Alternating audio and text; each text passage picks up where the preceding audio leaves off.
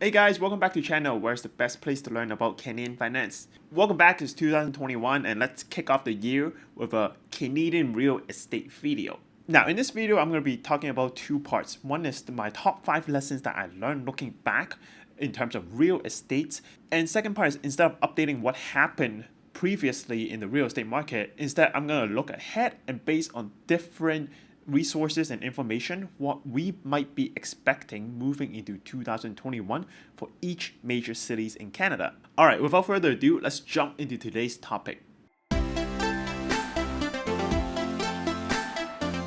Alright, so let's first talk about what I personally learned, my top 5 lessons from 2020 in terms of real estate looking back. So the first lesson I learned is some things just can't be saved. Now in 2020 we went through a pandemic and the government tried their hardest to save the economy and also the real estate market. They do this by buying a lot of mortgage bonds, thus lowering the interest and also having the banks to defer payment for at least 6 months. In addition, they push out a lot of benefits to try to put more money into people's pocket. Now in most cities, this has done its job and kept the market high, but there are just some things you can't save. For example, Toronto downtown, which relies heavily on rental market, that part of the area you just can't save. So if someone wants to move out because of pandemic, because of work from home, they're going to do so regardless what kind of incentive you throw at them. And this taught me that if in the future I want to buy another investment property, I better not buy in core places that the house price is so expensive. Most people are renters in there because if something happens to the market, suddenly overnight, people can all decide to leave and now I'll be left with an empty yet very expensive condo that I can't get rid of. Now, second lesson I learned is that buying power trumps everything. This is something that we both got right and wrong as we were making different real estate videos throughout the year. We were right in saying that with the mortgage deferral and the low interest rate and the CRB, it's going to directly inflate people's buying power and also it's going to inflate asset price in the long run, as we saw in December 2020. However, we also got some wrong. We're saying that a temporary drop is probably going to start at the top level where the house are and then it's going to translate ripple through to the condo market. But in the end, what we saw was that the market separated into two parts, where it's the big units and the small units. The big units all went up in price because the buying power was inflated and the buyers were people that were not really affected by economic downturn. So it didn't really matter to them. They got the benefit of the low interest rate, but they didn't take any negative impact of unemployment, etc.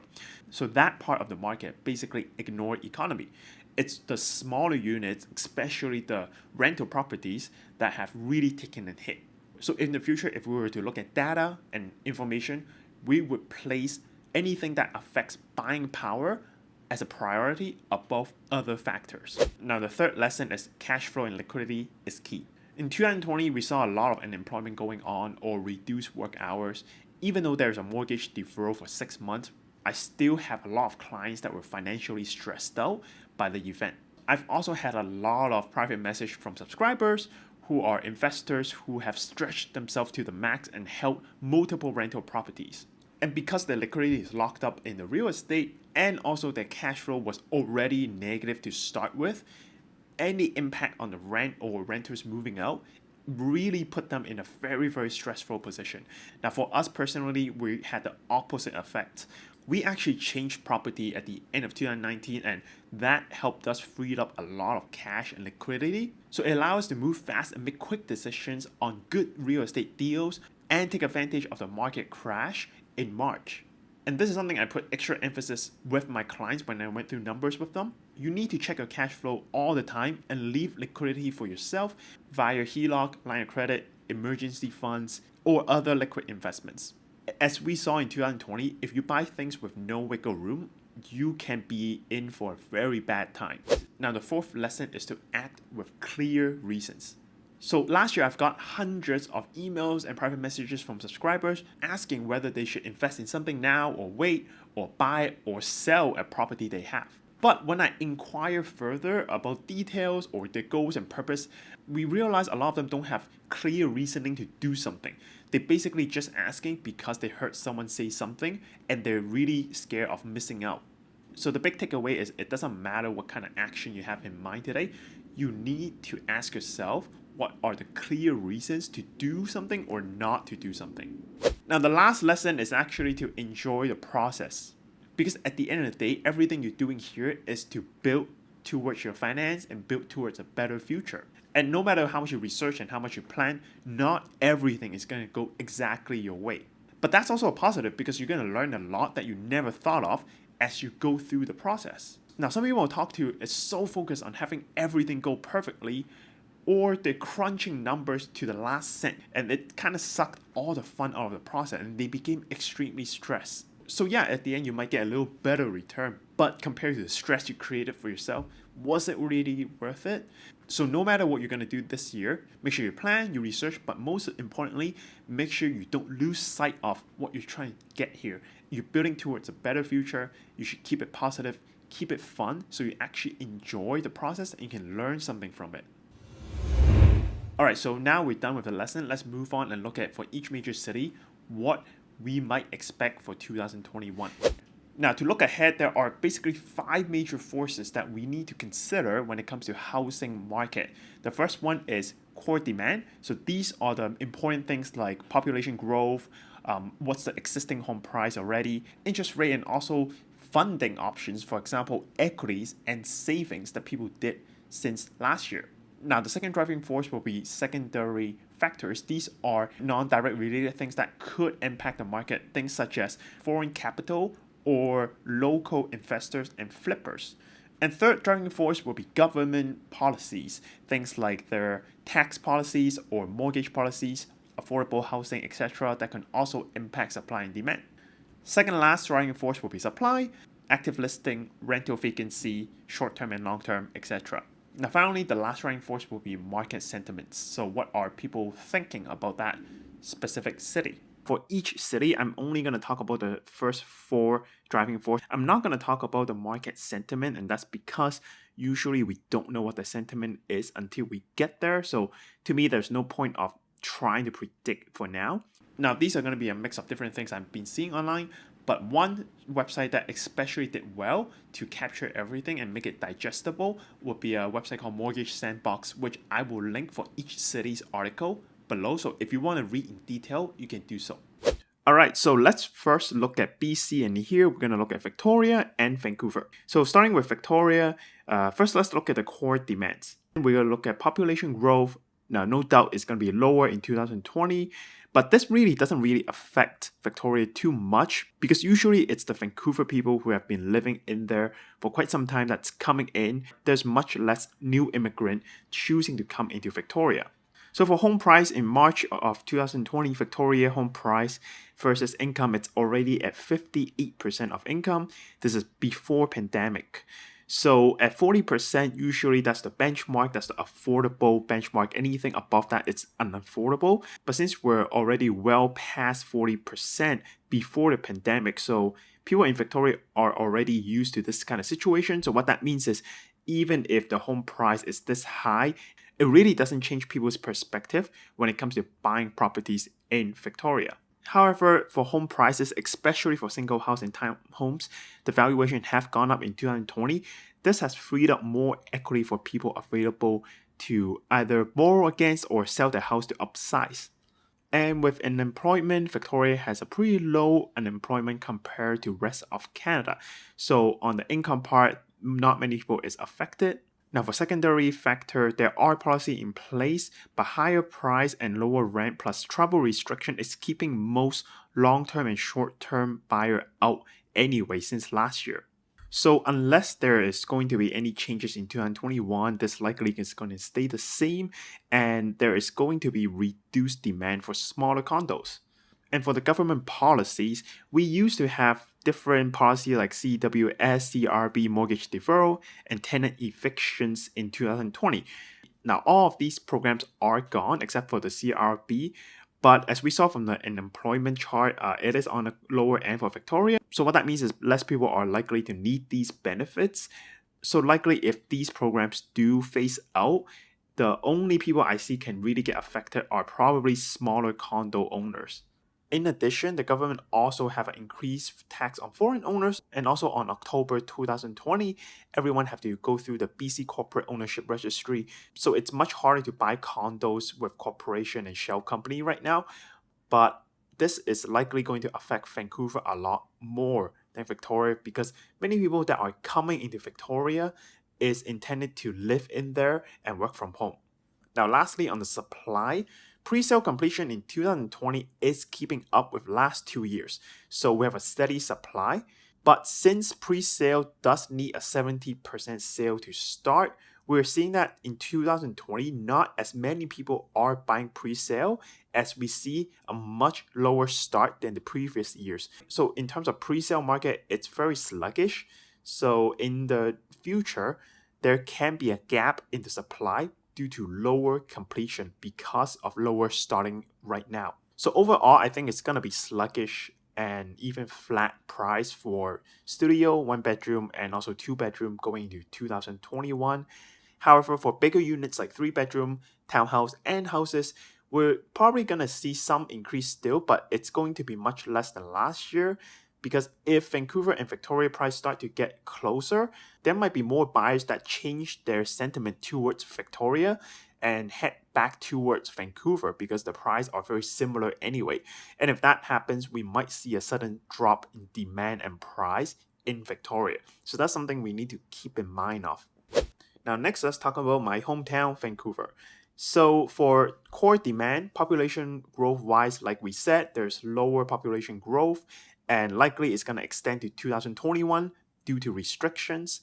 For Vancouver, we're going to feel this much more than Victoria because that's where most new immigrants will settle, which is inside Vancouver. Now for Vancouver, we're the most expensive in Canada. We're already at the 80% household income versus average home price. That's an insane amount. And what that means is if you can afford a home right now, you're going to stay in the pool. For the people who cannot, it's going to be very difficult to stay out. However, one thing to keep in mind is from talking to a lot of people and doing some surveys in my group, there are a lot of people who have saved up a huge chunk of down payment in 2020 due to lack of traveling and eating out. Plus, even though TSX is down, if we look back for 1 year, S&P 500 and NASDAQ are way up. So if you have stayed invested in the US market or even made changes during the market crash, you're likely going to grow your down payment a lot more last year. This could actually bring more people over the barrier and let them to have enough down payment for their first home. Now, when it comes to unemployment, Vancouver unemployment is lower than average, but it's still quite high. One thing to keep in mind is people need a 3 months employment at full time before they can try for a mortgage, or if you're self-employed or a small business owner, you will need a 2-year average. What that means is with this unemployment rate, it can curb some first-time home buyers from entering the market if they have suffered unemployment. They need to wait a bit. And if they're self-employed or business owners, this could drag their ability to buy a property well into the 2020 because they need that 2-year average. And one more thing to consider is Vancouver home insurance is increasing significantly. We have already increased a lot last year. I'm foreseeing more increase this year. This is really going to put pressure on strata, and this actually have a huge impact on mortgage borrow amount calculation because every $500 of extra outflow expense likely is going to reduce about $100K of borrowing power. So if your strata fee went up $100 or $200, it doesn't seem like a lot on surface, but it can make a difference on whether you can get that mortgage amount you're looking for or not. Now, moving on to secondary factor for foreign capital, we have foreign buyer tax at 20% and we had speculation and vacancy tax at 2%. Effective 2021, City of Vancouver is going to increase this to 3%. This may not look like much, but it can bring more impact to foreign buyers because a lot of them likely is going to assume this 3% apply to the whole Vancouver, and they may not know the difference between City of Vancouver versus Vancouver itself because of how similar the names are, and this might force them to seek other cities with a lower vacancy or speculation tax. And also, like I said, for Victoria, BC have implemented the BC Ownership Registry, which targets people trying to buy properties using shell companies or straw buyers. This can further deter foreign buyers who are really looking to buy properties in Vancouver. So overall, we're seeing much less upward pressure due to more restrictions on foreign capital flow. Now, in terms of supply, in 2020, we're looking at half of the amount for a single house supply versus 2019, whereas condo is much higher. There's around 5,000 Airbnb listing as of March 2020, with 70% of them as entire home, so likely they're condo units. Now, looking at vaccine rollout speed, I do understand it's going to increase and improve in the long run, but travel is likely going to be restricted until June or July, so they're all going to want to convert them into long-term rental or just sell them altogether. Either way, it's going to add a lot of supply to the rental or sales market. Now, also, there is mortgage deferral. For Vancouver, we're at 11%, which is on par with the national average. However, one thing I know for sure is not everyone defer because they have financial hardship. Many people just defer because they want more cash on their hand. At this moment, this is an unknown because we have no data on how many people is actually going to face default since the mortgage deferral program have stopped. Finally, let's look at pre-sale. So as we said in previous video, this is going to create a problem. Condos that are completing in 2021 is actually bought 3 to 4 years ago, so they're bought at peak price. What that means is with these completion, it's going to be extremely hard to flip them and earn a profit, and also it's going to be very difficult to finance because the actual value is much lower. Many banks may not be willing to lend at the actual purchase price and may have to reevaluate at a lower price, and this can pressure the buyers to put in extra down payment to fund the shortfall or pressure them to just sell it fast. So I'm guessing likely we're going to see a lot more urgent sale of reassignment happening, and this is going to add to the supply. So with all that, 2021, likely we might see a little bit more increase in single house, townhomes, and big units, but definitely not as big as 2020. Now for 2-bedroom or smaller, we're probably going to drop in price just because how many units are completing and adding to the market. Okay, so moving on, let's talk about Ontario, and here we'll talk about Toronto and Ottawa. So for Toronto, let's look at the core demand. Population growth-wise, percentage, Ontario is probably the worst out of all provinces. Now for home price in Toronto, like Vancouver, we're at 68% of household income on average, which is way past the 40% benchmark already. And since we're here long time already, it's unlikely going to do any change to the market sentiment. However, unemployment is much higher than national average. And like we said before, people need 3 months full-time income to get a mortgage approval, and small business / self-employed will need a 2-year average. So with this much unemployment, we can see a lot of people actually get affected when it comes to their mortgage approval. Some will delay by 3 months as long as they can get a job, but some might delay 1 or 2 years, and this might last until 2023 because they need that 2-year average. For secondary factor, in terms of foreign capital, we have a 15% foreign buyer tax. There is also restriction on traveling, so very little outside people can come in to buy. 40% of Toronto's condo are not owner-occupied, so this is a market that's super reliant on rental. And as we've seen before already on the map, rental took a huge hit in 2020. This place is definitely falling out of favor with investors after this pandemic. I imagine many people, even if things back to normal, they're going to think twice before they start investing in Toronto. There's probably much better places in Canada like Ottawa or Montreal if you want to get into the rental market. For government policy, we do have a first-time home buyer incentive. This is a new thing that government will lend you some money to buy, but at the sale of property, you have to pay it back.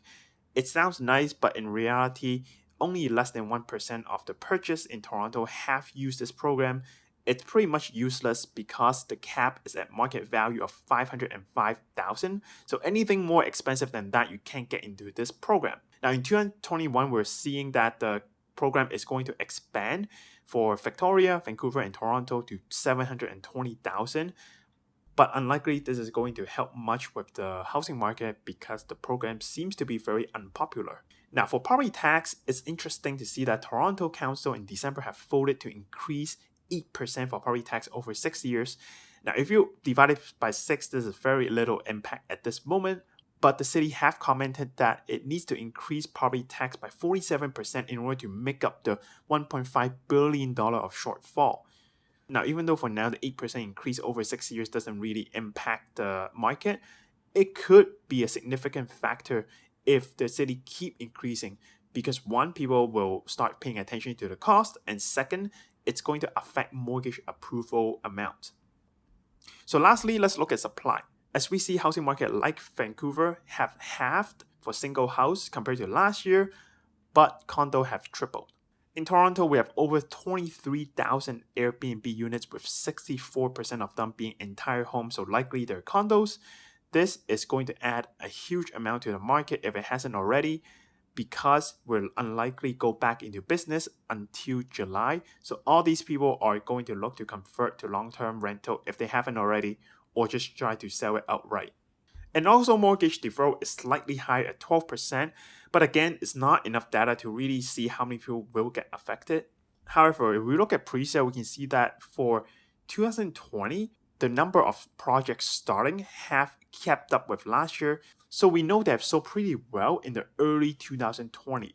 Now, we're seeing a record level of under construction, which is due to complete in 2021 or 2022.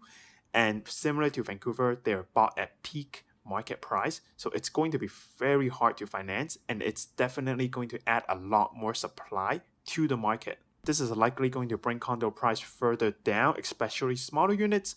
And you're likely going to see a lot of reassignment and some pretty desperate sales. So you might be able to find some good deals. But like I said before, do your research and run your numbers thoroughly before you make a decision. Now, for bigger units, especially single house like Vancouver, we'll probably see a steady increase, but not as much as last year. All right, next is Ottawa, which we think has a complete different story than Toronto. First of all, core demand population growth we know is lower, but affordability is only at 39%. So even though it's at max in terms of affordability, which is a 40%, but as we see in Vancouver and Toronto, people are still buying when the affordability is well above 70%. So even though it's at 39%, looking at more popular cities, it probably still have some room to grow. Now, in terms of unemployment, Ottawa is lower on the chart, and also their average income is higher than average. This is due to more government jobs and headquarters being in Ottawa. Now, unemployment is still going to impact some people's available mortgage borrowing amount, but we're likely going to see less impact versus Vancouver or Toronto. In terms of home cost, there has been a 3% increase in property tax for 2020, and another 3% will propose in 2021. This is going to factor in the mortgage borrowing amount. Now, lastly, for rental, even though smaller condos have dropped, it's still very little change. However, big units have increased in price, and because the change is not big enough either way, it's not going to sway investors when it comes to their perspective of Ottawa. Now, for government policy, it's very similar to Toronto, so I'm not going to repeat here. And for supplies, for mortgage deferral, we can see it's very low. This is corresponding to what I said before, job security is high in Ottawa, so many people actually don't need to defer their mortgage. For pre-sale, we're actually seeing 50% more starting than last year. Since they have to sell about 70% to start, we know Ottawa pre-sale have sold extremely well last year. There's also a record level of under construction and completion. Now, this may lead to an oversupply in the future just because how much supply is coming in. But as we see from the pre-sale sales activity, demand is still very high when it comes to Ottawa. And that makes sense because it's still deemed as very affordable if you compare this to Vancouver and Toronto. So some people online might say that Ottawa home price may drop in 2021, but personally, from all these numbers we're seeing, we think it's still going to increase for all properties going into 2021. Okay, so next let's look at Alberta, and here we'll talk about Edmonton and Calgary. I'm going to talk about them together because they're very similar. So first, for core demand, population growth-wise, it is lower but not as bad as other cities because from last year's, it probably have lower growth anyway. Home price there has been a huge drop in price for the last couple of years, making it more affordable, which actually can bring more demand to Edmonton and Calgary.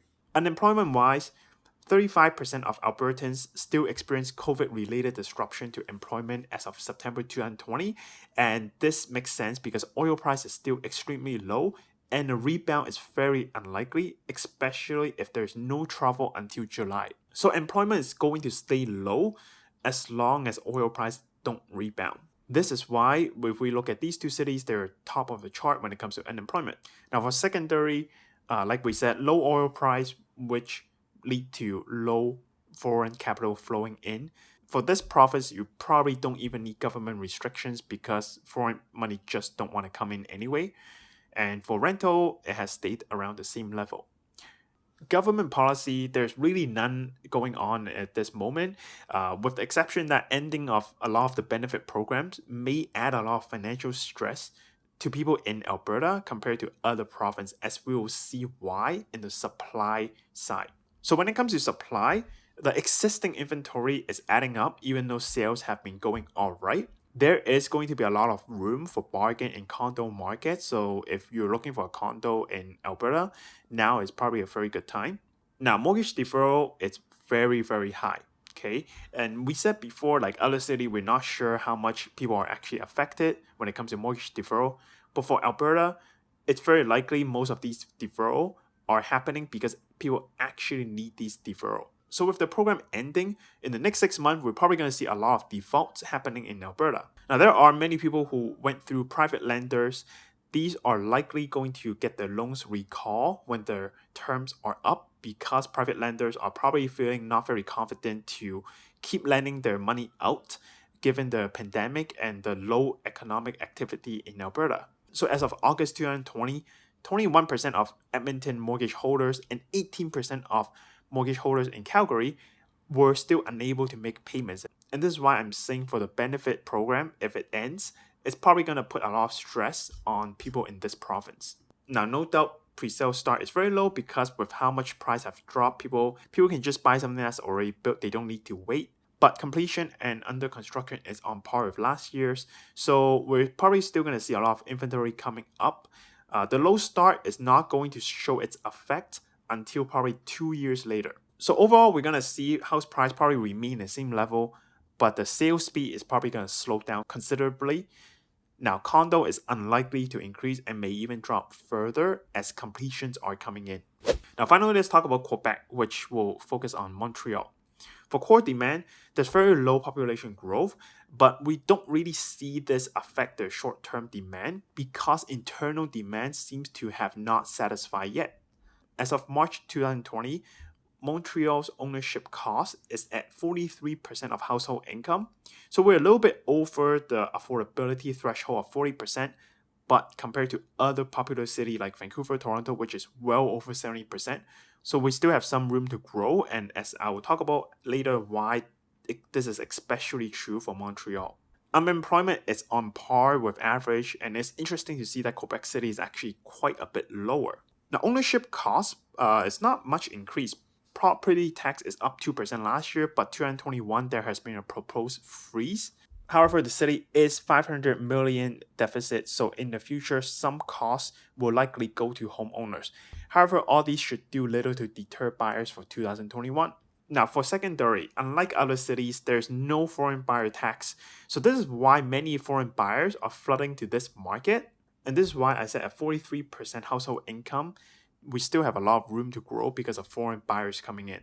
Long-term rent is lower for Montreal, but this really doesn't have much effect. Now, for government policy, this is interesting. Quebec City has implemented rule to identify foreign resident beneficial owners as of October 2020. This is likely going to be a setup to implement the foreign buyer tax. Now, this is important because if it passes, as we saw in Vancouver and Toronto, this can really put a dent in the market. But so far, we don't know if this policy will come or not, so that's an unknown for now. Now, lastly, supply-wise, we're looking at low supply in all markets. But Montreal does have 20,000 Airbnb units and 70% of them is entire homes, so likely they're condos. With restriction extending likely to July, we're probably going to see a lot of them converting to long-term rental or trying to sell, and likely it can bring a condo market back to a balanced market. Now, for mortgage deferral, Montreal is at a lower end. And for pre-sale, it's very high across the board, no matter you're looking at starting, under construction, or completion. And this is because many people are still coming into Montreal as it is one of the last places without a foreign buyer tax.